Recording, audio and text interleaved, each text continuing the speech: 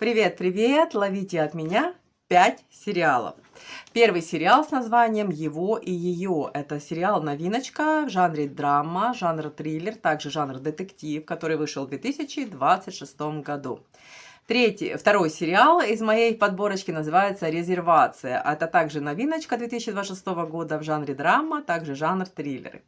Третий сериал с названием «Кто-то должен умереть». Данный сериал вышел в 2020 году в жанре драма.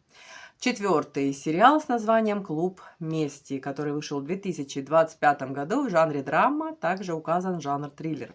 И завершает подборочку сериалов сериал с названием «Айрис». Он вышел в 2025 году в жанре триллер-детектив.